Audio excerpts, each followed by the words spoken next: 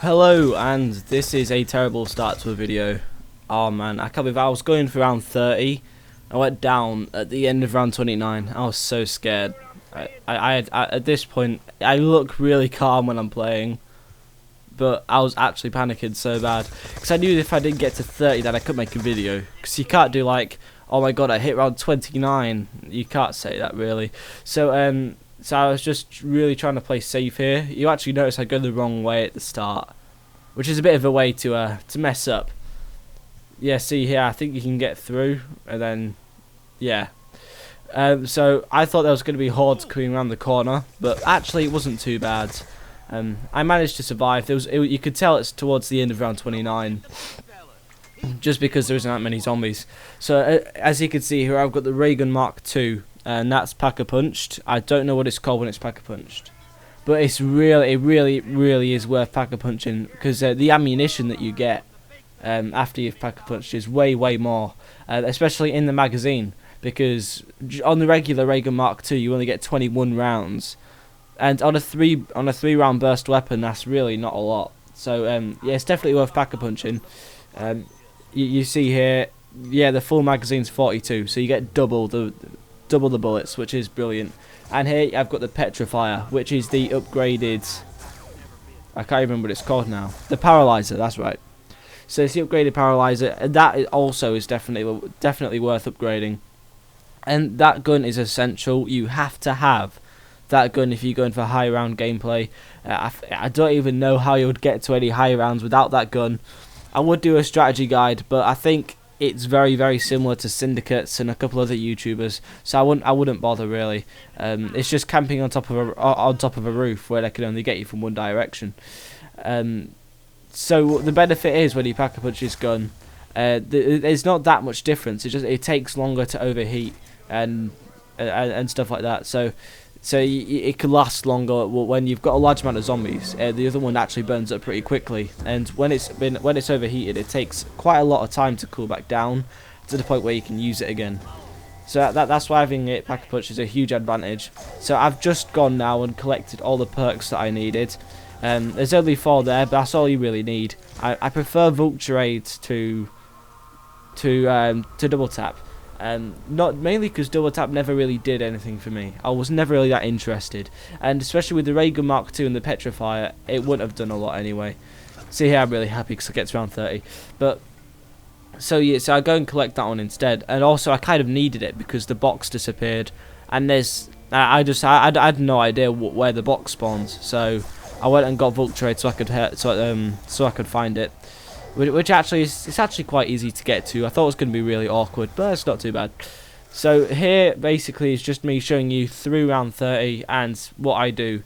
And this is really good up here because they can only get you from my left hand side now. So you can just stay in the same spot and just sort of not burst fire it, but just don't use it all at once. You should never do what I'm doing there. I thought it was a good idea. It was a terrible idea.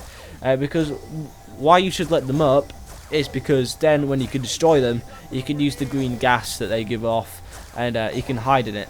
So when your gun becomes red, like mine is now, and it's nearly overheated, you can go in the green gas, and then when you go to the green gas, they all sort of wander off because they don't know where you are. And since I was killing them down there, they came up, and I had nothing to hide in. Luckily, I had some gas come there, which was actually very lucky. So that's why you want to wait till they come up, and then you can get in that, and that usually gives it time to cool down, usually about 100 points, because you have like the little counter bit on the side which you can see is going down. But you don't always have to look at that because you can tell by the colour. Like if it's a really deep orange or a really deep like sort of burnt red, then the chances are it's going to overheat, and it is overheating. See, now it's going to a sort of yellow, which kind of means it's getting a bit hotter. But if it's like the greeny blue, then you should be alright. See, I think there's some green gas there. So yeah, so I just go and hide in that while my thing cools down. I'm pretty sure it goes up to 115, and then you can't use it anymore. I think the original one's just 100. So it's not a massive increase, but it's definitely worth doing. The main thing about this map that really interests me is the witches. which are actually really freaking creepy. First time playing, they creeped me out quite a bit because I was playing on very loud. But obviously you got to try and you got to try and navigate your way through there, which actually isn't that difficult. The main problem is whenever they don't even have to touch you. It's just when they come close to you, you lose 2,000 points, which at this round would mean nothing. I think that'd be completely irrelevant. But when you're at low rounds, you've just got enough to pack a punch. And they come and they took every single one of my points. I had to just camp at the pack a punch until I had enough money, which is actually quite a bad idea because it's not a good place to pack a punch. They can only come from one direction apart from that barrier at the side. I think with that, if they didn't have that barrier at the side in the pack a punch room, it'd be a lot easier to camp there. But unfortunately, that does make everything a bit more difficult. But when you've got a ray gun Mark II and a petrifier, you haven't got too much to worry about. I was actually really lucky with my box. I think it was like my third and fourth box I got these two. I started off with the LSAT, obviously, and then I made Leroy. He's not actually called Leroy apparently, but I made that big Lenny guy, whatever. I got him to open that building with all the chalk guns inside, so you can take the chalk and then you can write it on the wall, then you get 1,000 points for it. And then I bought the PDW, and then I did some boxing and I got these. I was actually really lucky. I've been down a few times actually. I went down in I think it was about 25, just because of the same situation I think. Oh, you didn't see it, did you? Okay, I tried chucking a grenade upon this roof, onto the roof in the corner.